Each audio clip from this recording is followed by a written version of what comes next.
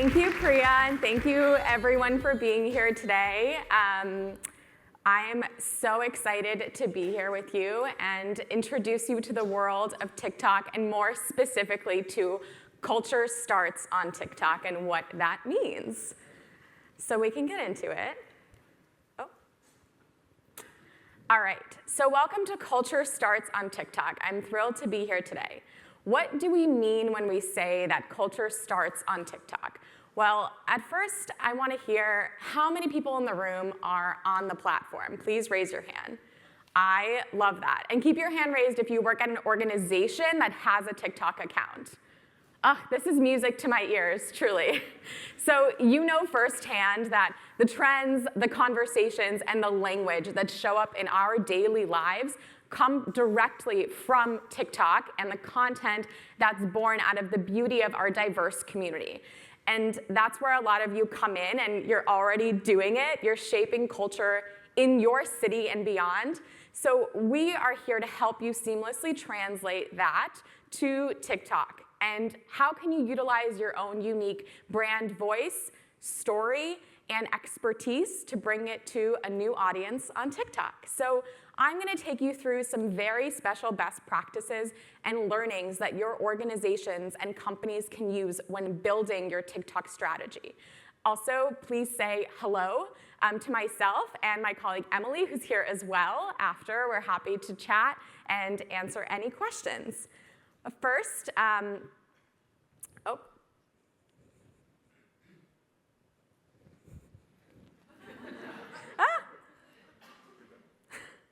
I'm going to get the hang of this, I promise. So I'm Lena Renzina. My pronouns are she, her. I'm wearing a green long dress with flowers on it. I think it's from Madewell, if anyone cares. And I lead the lifestyle and education media partnerships team at TikTok. I'm also pleased to introduce Emily Reinstein on my team, who's in the room as well. Pronouns she, her. She's wearing jeans, a black blazer, a white top, looking cute. And she manages a lot of our cultural institution partners. So please say hello to us. We're very, very excited to meet you. Awesome.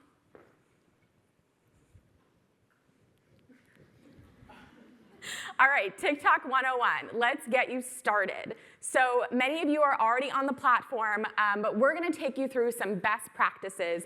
Maybe you're familiar with some of this, or maybe this is really news to you because you just dove right in and started experimenting, which is totally fine, and we're very excited to hear that. First off, who are you accessing on the platform? So there are over 150 million active users just in the US. So we are very honored to be a home for an immense diverse community of content creators, users, brands, institutions, media companies, you name it. Think about 150 million, that's nearly half of the US population.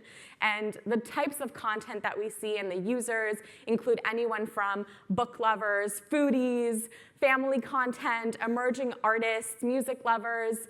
It's just a wide array of content, and it's very specialized for each user. People don't check TikTok.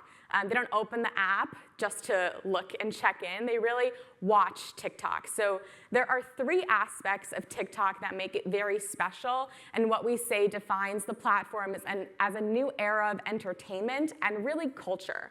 So our community makes real and relatable content regardless of whether they have 5 followers or 50 million followers. Everybody can be a creator. It's really democratized access to content and access to sharing stories on the platform. And a creator who has 5 followers or 50 million followers honestly has the same chance to go viral on the platform, which is really special, not something we've seen ever before.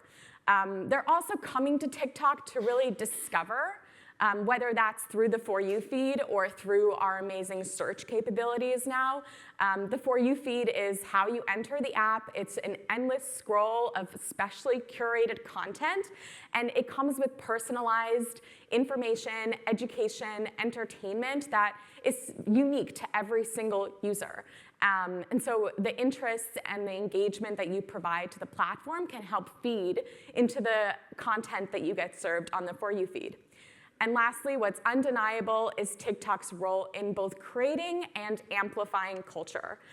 What happens on TikTok does not stay on TikTok, so if it's happening in the world, it's likely happening on the platform through content, through conversations in the comments, through trends that are arising.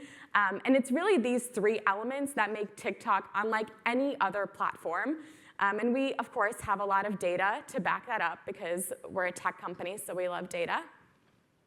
The fundamental shift of entertainment that has allowed TikTok to capture active attention and time is that people are 20% more likely to say that TikTok is entertaining compared to other platforms. And this does not mean just social media, really any entertainment entity.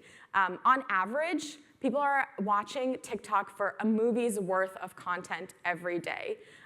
So think about the time spent, the engagement, the types of actions that users are taking, and how you as a cultural institution can really take advantage of the audience attention and engagement that's available. When it comes to developing your content strategy, we really say to use TikTok's mission as the North Star, which is to inspire creativity and bring joy. The platform is where people can discover new ideas, learn new skills, and really just have fun. It provides a lot of inspiration, education, and entertainment at the core. And if you've been on the platform, you know that it's not just the videos, it's the product features, it's the unique ways that people have found to use them that I'm always delighted to see, like a stitch of 50 videos and someone's found a really, really interesting way to build on the story that the 49 videos before it have made.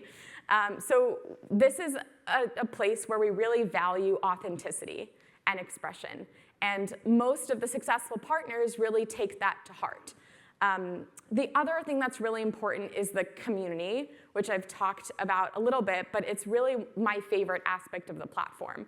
So the way TikTok really facilitates connections with communities of all shapes and sizes, and this could be anything from like-minded individuals, like-minded interests, like-minded backgrounds. People really come together to talk about their hobbies, talk about their interests, and find community together. So you can be a theater person, you could be a book reader, you could love art, you could be a gardener, or just love museums. You're gonna find your way on the platform, and there is content and community for everyone.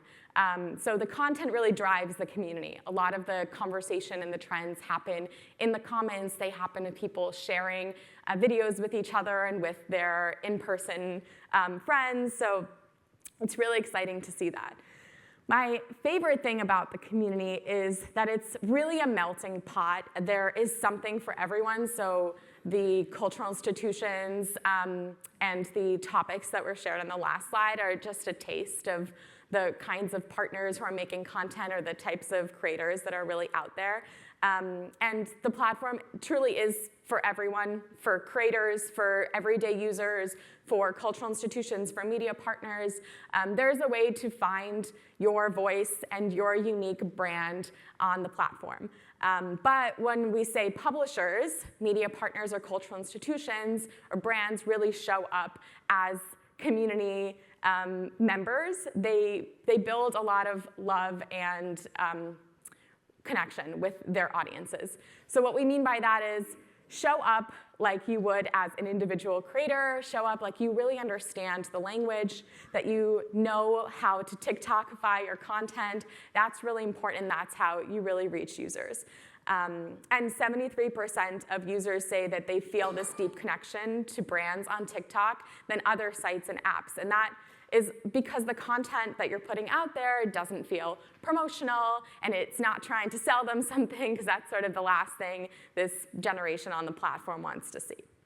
Cool. So let's move on to how you as a cultural institution can really lead the conversation on the platform.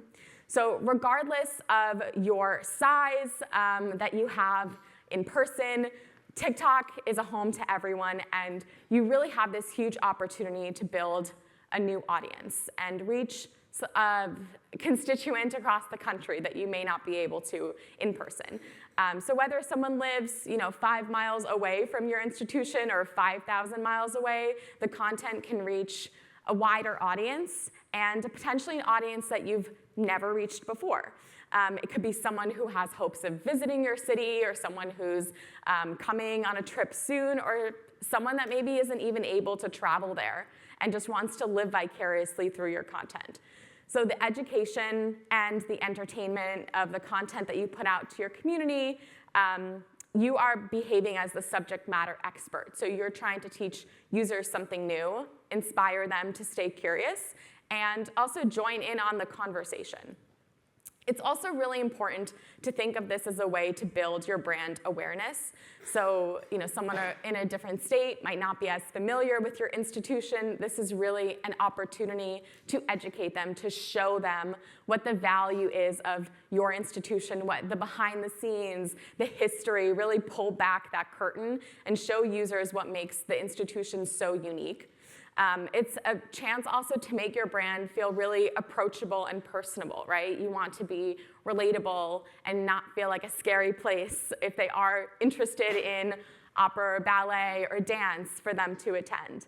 And it's also a way to make your institution more of a household name. So one of the partners that we work with is the Sacramento Museum of History. It's a small museum in Sacramento, and they're one of the most popular and successful museums on TikTok. Definitely check them out. And they've done an incredible job building their brand, their voice, and really sharing information and content about themselves with their community. But it's a museum that no one had really known as widely before. So it's very exciting to see stories like that come to life. And then building your community. So much of this is about finding like-minded individuals who are interested and curious about the content that you have putting out there, which includes both existing and potential new audiences.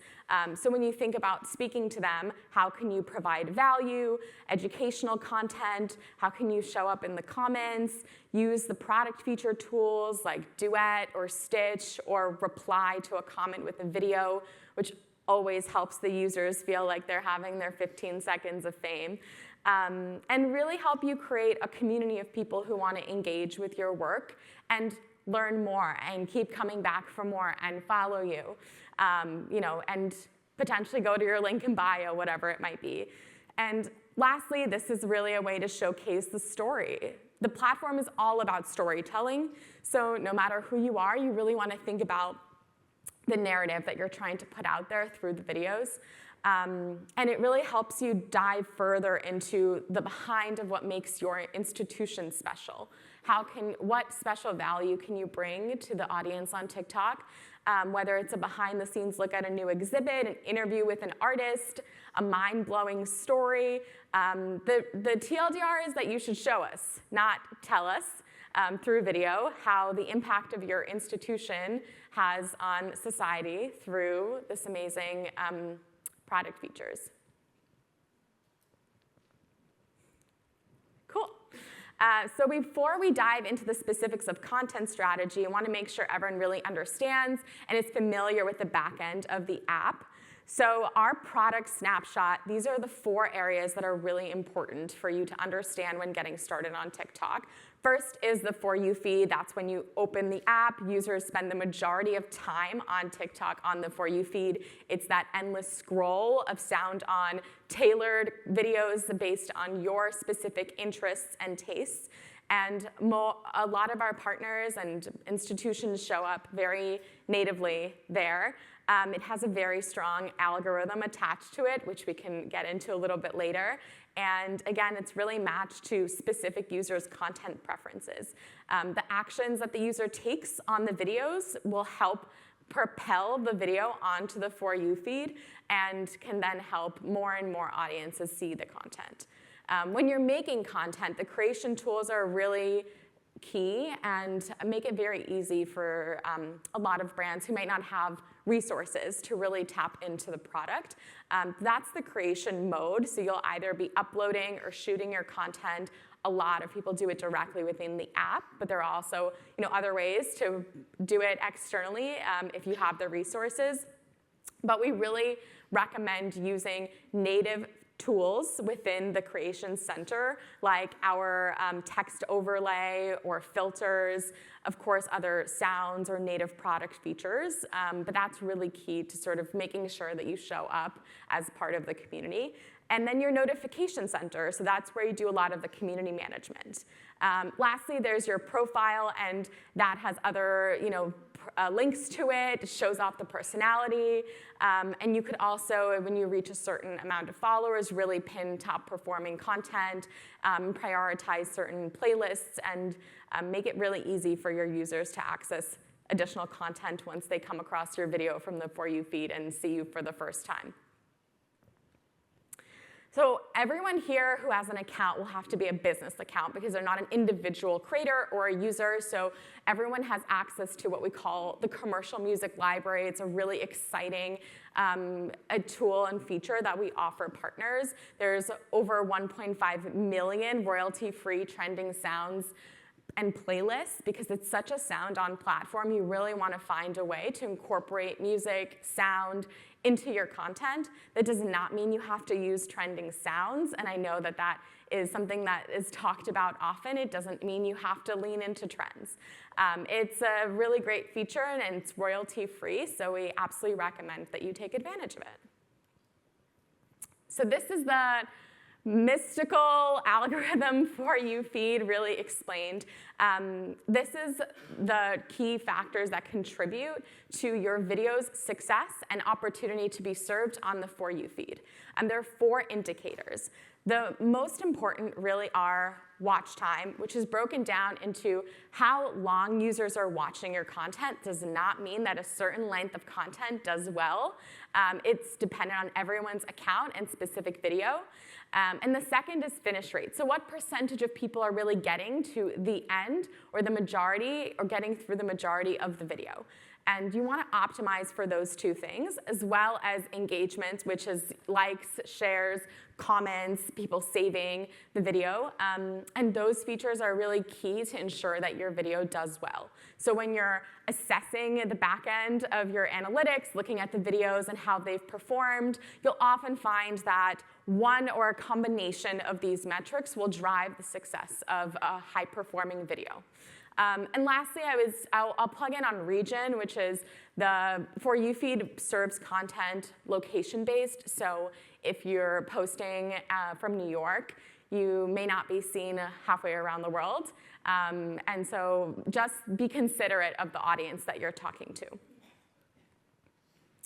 Now you've begun to experiment with your content, we really considered testing out these fun and engaging content formats. We obviously started as a short form video platform. It's the most familiar piece of format that you're likely aware of. So we definitely still recommend testing that out, transitions, quick explainers, and we identify short form as anything under a minute. So long form video is actually doing really well on the platform and often used for more educational pieces that need explaining or when creating a series or a playlist. And that's a minute or longer, and we can now post up to 10 minutes. So definitely recommend testing that out. Going live is also a great way to connect and bring new audiences. We often see a follower bump for partners once they go live. So there's definitely a lot of behind-the-scenes content or experiencing an event, different unique ways to really enhance and engage audiences through live. And lastly, this is probably my favorite. Photo mode is a newer feature, so it's a photo carousel that auto-progresses with music. It's a very low-lift option of content and great way to showcase high gloss imagery. So we've seen a lot of partners successfully use this feature to recap moments like the Met Gala, for example, or a new exhibit that you have, or highlight a trending moment. We also recommend using text on screen to really optimize for that feature. So longer format, this is a bit new, but TikTok users now say they spend 50% of their time on 1 minute plus content. So this is something we really recommend you take advantage of, experiment.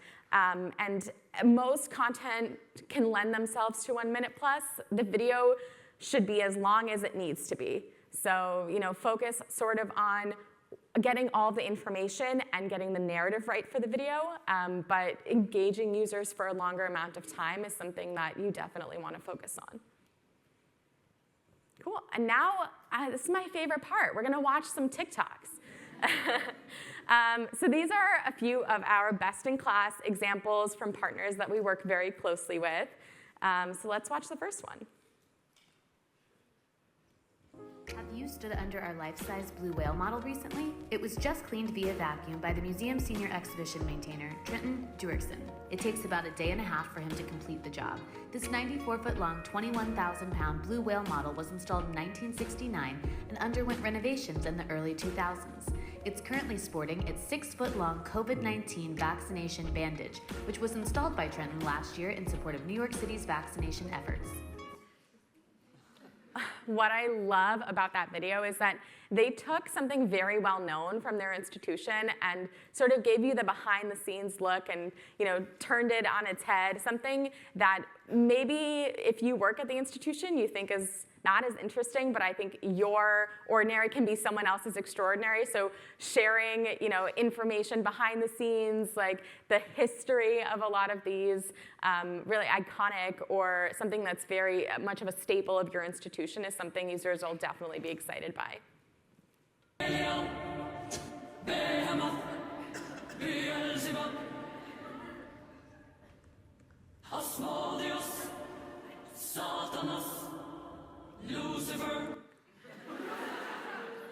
Great use of sound, fantastic sort of way to bring together a theme. Also very timely for Halloween, I would say.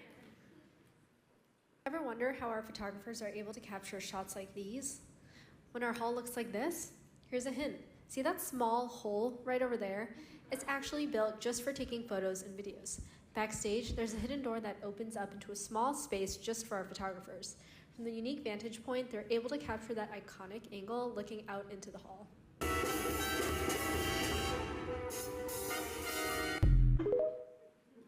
That's truly one of my favorite videos, and Noelle, whose voice you heard, is speaking later, so very excited to showcase her. But that video, what you want to take away from that is that there was a great hook. In the first 3 seconds, you want to have something that really grabs the audience, that stops the scroll, and she was like, did you know, da-da-da-da, and then she gets into it, and then really told the story, showed it in such a fantastic way, text on screen, perfect use of all of the best examples.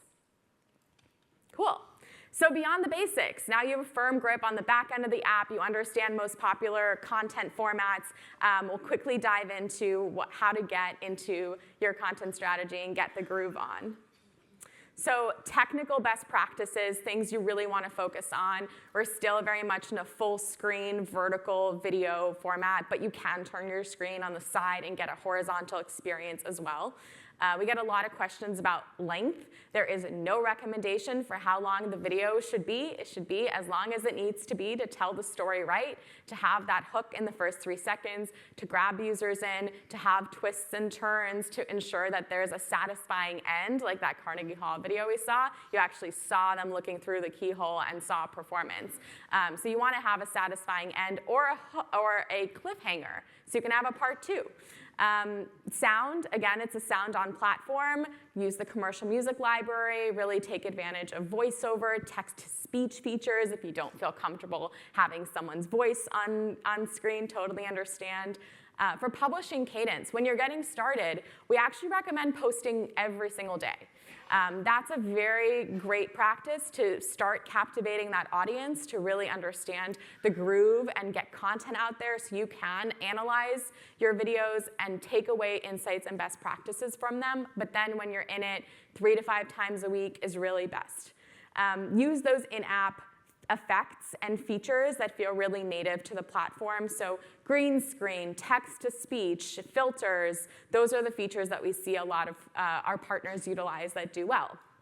And lastly, hashtags. I will say, I think of hashtags 3 at most. It's sort of a Russian doll of hashtags. So you have the zoomed out part, it could be hashtag museum, hashtag art talk, whatever it might be, and then you want to get more niche and specific as you go ahead. You want to capture everyone who might be interested in the larger grand scheme of things to very specific and niche, so you can get to those folks that are searching or are getting captured in that content. And then don't use hashtag for you, FYP, or hashtag for you. That's a myth. That does not help your content get discovered. All right. So when you're thinking about educational content, there are really two things, two types of content that perform really well. One is instructive. So you're teaching your audience something. You're really helping them understand something that you have an expertise in. And the second is that mind-blowing, myth-busting. How can you really hook the audience to learn something new, but through a did you know, how can you find out type of format? And then tentpoles are really great on the platform. So there's always a moment to celebrate on TikTok. You should tap into a societal or a cultural moment. It's a great way to reach new audiences. Think about those heritage months. How can you, utilize that, during Pride Month? 3 queer artists that are featured in our museum, or listicles, things like that. Traditional calendar moments, holidays are coming up. Those are always very popular on TikTok. And you're thinking people are watching that content at the time. They're searching for the content. How can you best capture their attention? And then other cultural moments. So tap into the cultural zeitgeist in a way that makes sense for your brand. The Roman Empire trend is a big conversation. I think a lot of institutions tapped into that really well and had their own personal expertise to share. So even larger entertainment moments, how could you tap into the Barbie Oppenheimer conversation? Really think about how to utilize your personal expertise and the value your brand has around what's happening in culture. And then meet people where they are. So there's a lot of great, exciting institutions that are not only talking to their community on digital formats, but they're also showing up for them in person and connecting those dots together. So here's a great example of our partners at the Grammy Museum. They have a QR code. It's part of their exhibit. It goes directly to their TikTok, which is really exciting and sort of the new frontier that we're seeing for partners. So how can you activate your TikTok audience to in-person as well? And how can you activate your in-person audience to translate back into your TikTok? And then engaging with the community, there's just a few simple ways that we can encourage more engagement. So show up for your community, reply in those comments, look through UGC content, and really comment on fan content. There's folks coming in and out of your institutions posting about being there. You want to show up for them. They get really excited when you post and comment. And then really leverage these tools that we've talked about, duets, stitches, reply with comments. Those have probably a bit of a higher lift and obviously resources, but they are definitely worth the investment. So think about all of these features when you're considering your content strategy. And lastly, the duet feature is a great way to really engage that community, stitch each other's content as well. So if there's something that a neighboring institution's talking about that you can add to, that you could really provide more value and more context, we definitely encourage that. And then if you have a series, you can playlist that content so that if someone comes across one of the videos on their For You feed and they want to see more on the same topic, they want to see a part 2, part 3, it's really easy for them to navigate directly from your profile. All right, we're almost there. These are just a few creative best practices. So trends, there's a lot of conversation around trends that make TikTok go round, but as an institution, if you cannot make the trend work for 5 minutes, it's probably not a good fit for your institution, and that's okay. But we saw some great examples of trends right before in the video, the Wes Anderson trend. I thought that was really well done. Think about creating like a creator. So there is really a human element to your content. You want to make sure that it doesn't come off salesy. You're not being promotional of an exhibit. You want to make it feel more evergreen and tied to the value, right, that your brand brings in storytelling. And then grab that attention. The first 3 seconds are really important, and you want to keep the attention throughout because those are the metrics that can help you gain more and more views from the For You feed. You don't need a personality. It doesn't necessarily mean you need somebody on camera. But if you do have a brand personality, you want to let that shine, whether that's through the comments or through something as simple as your profile bio that says something quirky about you. And then avoid heavy branding. The last thing TikTok users want to see is that they're being sold to or they're being marketed to. So definitely consider that in your overall presence on the platform. And lastly, the best way to learn about having a successful TikTok is to spend time on the platform. We recommend 15 to 20 minutes a day to keep updated on all of the latest trends and content formats. I probably spend like at least 90 minutes a day on the platform just to understand what everyone's posting and talking about.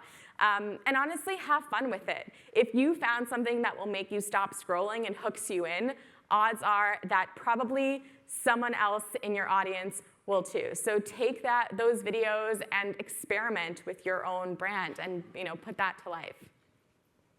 Thank you again.